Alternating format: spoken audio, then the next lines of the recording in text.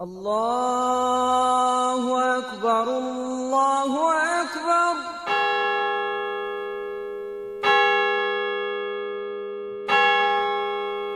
Allahu akbar,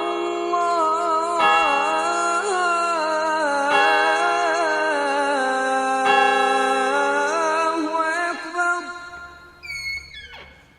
Assalamu alaikum, djeco. Pomaže Bog. Danas imamo posjetu našoj džamiji i posjetit ćemo vjerski objekat vaših kolega, prijatelja koji idu na pravoslavnu vjeronauku u crkvu.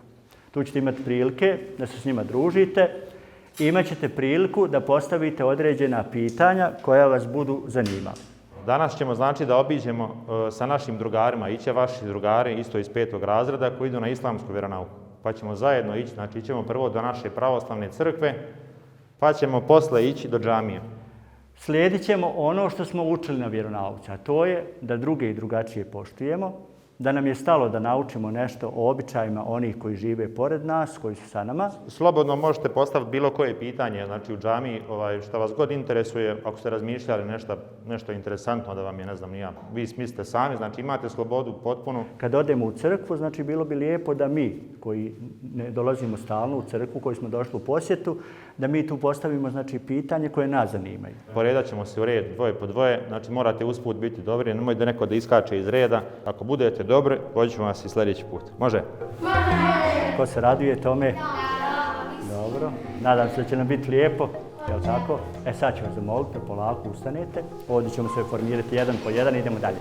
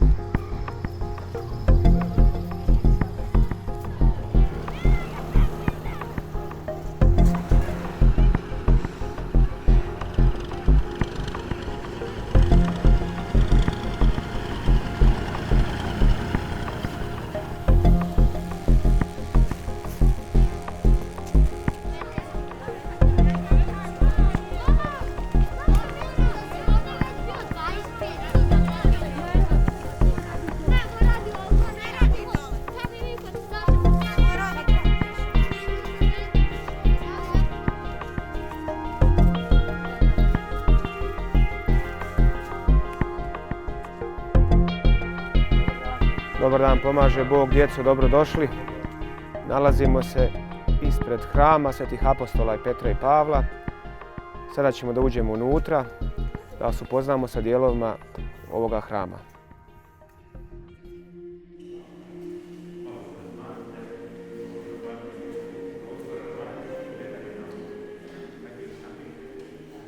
Mjesto gdje mi sad stojimo zove se lađa ili grčki naos. To je mjesto predviđeno za narod, za vjernike. Inače, hram ili crkva jeste zdanje koje je posvećeno Bogu, služi za molitvu i obavljanje bogoslužbenih radnji. Sastoji se od 3 dijela. Imamo oltarski dio koji je iza ovoga ikonostasa, imamo ovu ovdje lađu, imamo pripratu. To je ovaj prvi dio kad ste ušli ovdje na vrata između stubova, vrata ulaznih, to je unutrašnja priprata, a neki hramovi imaju i vanjsku pripratu. Specifičnost hrama jeste da on liči, kad pogledamo ga, kad bi ga gledali sad odozgo, da on liči na jednu barku, na jedan čamac, brod. Orijentacija hrama jeste istok-zapad. Mi kada se molimo, okrećemo se ka istoku. Sa istoka će biti drugi Hristov dolazak, sa istoka dolazi život, vaskrsenje. I zato kada mi ovako sad stojimo na molitvi, svi smo okrenuti ka oltaru, odnosno istočnom dijelu hrama. Ovaj dio uzdignuti ovdje, ispred oltara, vidite ove 3 stepenice, zove se soleja. Ona je uzdignuta namjerno da bi vjernici mogli da vide šta sveštenici kada vrše molitvu rade u oltaru. U oltaru imamo časnu trpezu, to je centralni dio oltara. Lijevo od nje se nalazi žrtvenik gdje se vrši priprema za bogosluženje, a desno se nalazi đakonik gdje se drži tamjan, gdje đakoni vrše svoju službu pripremanja tamjana, kadionica i tako dalje. Koji obredi su vrše u crkvi? Prvenstveno u crkvi, u ovome hramu, kao i u svakom se vrši najsvetija služba hrišćana, to je sveta liturgija, koja se vrši nedeljom, drugim crkvenim praznicima. Zatim imamo druga javna bogosluženja, to su večernja molitva i jutarnja molitva. I imamo obrede koje se tiču vjernika, to su krštenja i vjenčanja. Koliko puta se vrši molitva u crkvi? Kada nije crveno slovo u kalendaru, vrši se jutarnja molitva i večernja. A kada je praznik, onda se vrše 3 molitve. Imamo jutarnju molitvu, svetu liturgiju, posljednje i večernje bogosluženje. Da li na molitvu u crkvu učestvuju žene? Učestvuju kod nas i žene i one su punopravni članovi crkve kao i muškarci. Kako se postaje sveštenik? Pre svega to je neki priziv Božji kojim on priziva ljude na svoju službu. Zatim je potreban čestit život, onda školovanje u bogoslovskim školama. Zašto se pale svjećice? Svjetlost je simbol Hrista, simbol vječnog života. I često se molitvama, kad se kaže svjetlost, to se odnosi na Hrista, na Boga Oca. I iz toga mi palimo svijeće u crkvi, da svjetlost Hristova, ta kojom nas spasava od smrti, da ona svijetli dušama umrlih, usnulih, a recimo i kandila ispred ikona, ovih kako vidite, ona se pale da ta svjetlost koja svijetli, ti fitilji, da nas naš pogled asociraju, okreću ka ikoni, da se molimo ka njoj. Draga djeco, ovo je dio hrama, oltar. Ovo se zove Sveta trpeza ovdje. To je najvažniji dio, centralni dio oltara. Na njemu se vrši sveta liturgija. Velika služba je najveća služba. Na trpezi se nalazi sveto evanđelje, koje jeste simbol Hrista. Nama Bog je poslao njegovog sina, riječ svoju, i sveto evanđelje simbolizuje Hrista na ovoj trpezi. Imaju koplja, imaju mačeve, imaju strijele, luk. Bilo je, recimo, Rimljani su progonili hrišćane, pa su ti ljudi stradali za vjeru.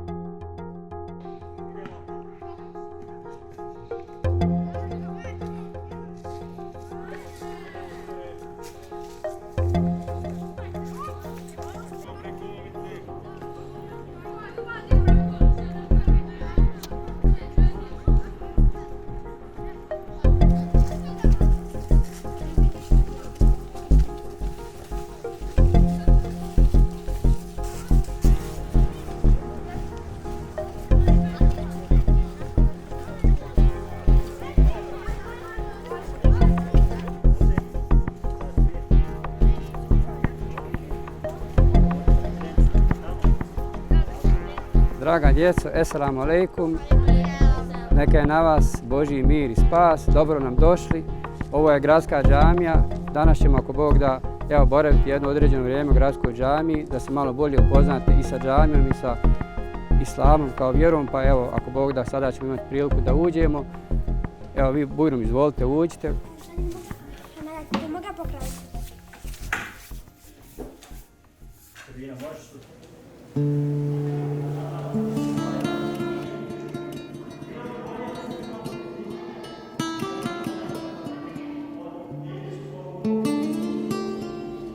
Ovo je, kako ste čuli, gradska džamija, najveća džamija i centralna džamija u Bosanskom Petrovcu.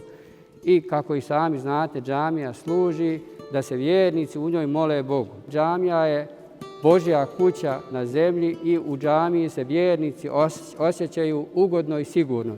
Dakle, džamija ima svoje elemente, svoje glavne sastavne dijelove. ovdje znači u centralnom dijelu se nalazi mihrab gdje stoji imam kada predvodi vjernike u molitvi. Sa moje lijeve, a sa vaše desne strane se nalazi mimber odakle se imam obraća vjernicima petkom za vrijeme džume namaza i bajramima. Dakle, imamo 2 bajrama u toku godine. Džamija je najbolje mjesto znači za molitvu, a molitva se može obaviti i na drugom nekom mjestu. Može se znači u svojoj kući molitvu obaviti na nekom drugom mjestu koje je čisto. Zatim, prije molitve moramo uzeti abdest, odnosno obaviti obredno pranje. Određeni dijelovi tijela se znači moraju oprati prije nego što hoćemo obaviti molitvu. Zatim moramo biti propisno obučeni. Kod žena mora biti sve pokriveno osim lica, šaka i stopala. Također muslimani imaju znači 5 glavnih dužnosti koje moraju izvršavati, a to je prije svega znači ovo svjedočenje da nema Boga osim Allaha i da je Muhammed a.s. Allahov rob i poslanik. Zatim muslimani su dužni 5 puta dnevno da klanjaju, odnosno da obavljaju molitvu. Zatim da u toku mjeseca Ramazana dužni da poste, a to je znači da ne jedu i ne piju ništa od zore pa do zalaska sunca. Zatim muslimani su isto tako dužni da od viška svoje imovine dijele onima kojima je potrebno. To se zove zekat. I na kraju muslimani su dužni da jedanput bar u životu posjete Kjabu, dakle da posjete ovo mjesto u Meki, da obave hadž. Kako muslimani imenuju Boga? Vlastito ime Božje je Allah. Znači tako muslimani imenuju Boga. Znači to je znači naš stvoritelj, naš gospodar, znači čije vlastito ime je Allah. Šta je to mekteb? Mekteb je mjesto gdje se djeca podučavaju osnovnim propisima vjere, gdje uče znači o svojoj vjeri i obično se mekteb sprovodi ili obavlja ili održava u džami, ako nema za to drugi prostor. Najčešće je to dakle u džami. Znači mekteb je znači mjesto gdje djeca uče o svojoj vjeri. Zašto čujemo ezan efendiju iz džamije? Ezanom se vjernici pozivaju i ezanom se oglašava znači vrijeme molitve. Da li je neki islamski praznik u ovim datumima? Ovo je znači mjesec Rebiul Evvel i ovaj mjesec je značajan po tome što je u njemu rođen poslanik Muhammed a.s. Zašto kad se treba uzeti Kur'an treba se i abdest? Što se tiče znači toga da prije uzimanja Kur'ana treba uzeti abdest, to nije obavezno, ali je preporučeno i lijepo iz razloga što Kur'an nije bilo kakva knjiga, nije dakle obična knjiga, Kur'an je znači Božja knjiga, Božja objava, to je Allahov Božji govor, prema tome preporučeno i lijepo da se prije znači uzimanja Kur'ana uzme abdest, odnosno da očistimo znači određene dijelove tijela kao kada hoćemo klanjati namaz. Svaka džamija znači je prostrta, znači da se može klanjati u njoj, da se može molitva obaviti, znači mora biti čisto. Zatim prije znači molitve, kako smo kazali, mora se znači abdest uzeti, odnosno moramo oprati određene dijelove.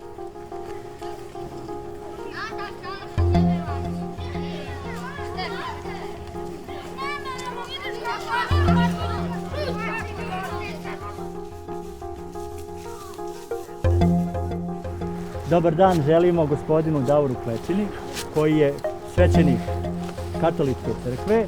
On će vam se ovdje, prije nego što odemo da posjetimo katolički hram, obratiti. Evo mi se nalazimo ovdje u centru Petrovca, na mjestu gdje je nekad stajala katolička crkva. Ja vjerujem da većina od vas ni ne zna, možda čak ni vaši roditelji ne znaju da je na ovom mjestu, vidite ovdje gdje je ova rupa i dio ovog hotela Silver, do 1949. bila katolička crkva koja je u Drugom svjetskom ratu oštećena, ali su je tadašnje komunističke vlasti srušile. Nalazila se u strogom centru grada i to svjedoči o jednoj ljepoti suživota različitih vjera koji je postojao i postoji, Bogu hvala, još uvijek u Bosanskom Petrovcu.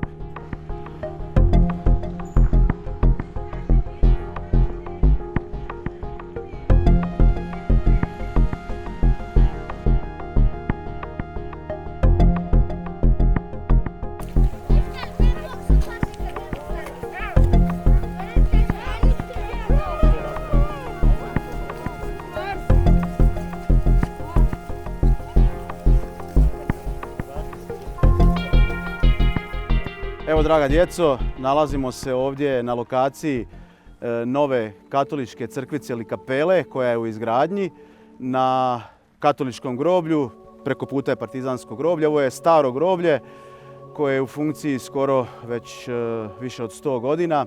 Evo mi smo prije 2 godine ovdje na groblju blagoslovili kamen temeljac za novu kapelu i ona je Bogu hvala već skoro izgrađena.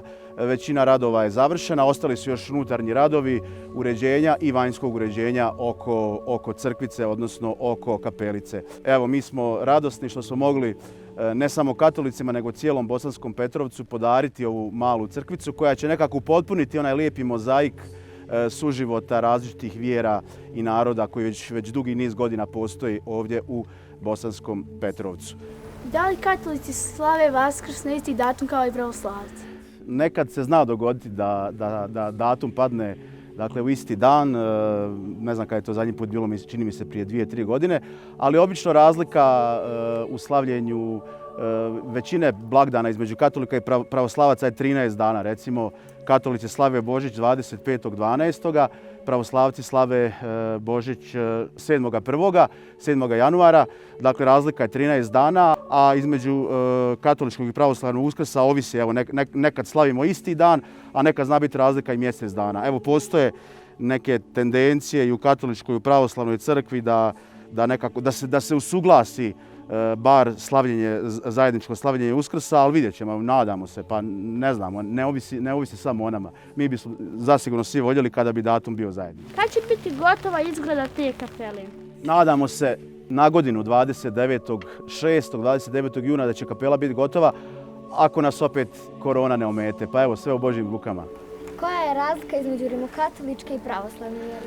U bitnome teološke razlike nema. Naravno da postoje razlike u praksi, dakle u liturgijskoj praksi, u svakodnevnom životu, u običajima, u tradiciji. Tu postoji razlika bez daljnjega, ali rekao bih ono što je zaista bitno, što je važno, tu razlike nema, tu katolici i pravoslavci vjeruju isto. Razlika postoji samo u praksi, dakle u svakodnevnom životu, u načinu proslave pojedinih praznika, blagdana. Koliko katolika ima u Bosanskom Petrovcu? Koliko ima prstiju na 2 ruke, toliko ima i katolika u Bosanskom Petrovcu. Evo, malo šale, ali u biti odražava našu svakodnevicu. Dakle, u Bosanskom Petrovcu nema puno katolika, jako malo, s kojima ja kao svećenik katolički imam kontakte. Kako se financira rad crkve? Još uvijek u Bosni i Hercegovini ne postoji, da tako kažem, financiranje katoličke crkve od strane države. Postoji financiranje nekih škola, nekih nastavnika, vjeroučitelja, ali još uvijek to nije provedeno u praksu na poseban način po pitanju vjerskih službenika, njihovog osiguranja, zdravstvenog, mirovinskog. Tako da još uvijek mi svećenici, katolički svećenici, službenici vjerski, živimo od dobrovoljnih priloga naših vjernika.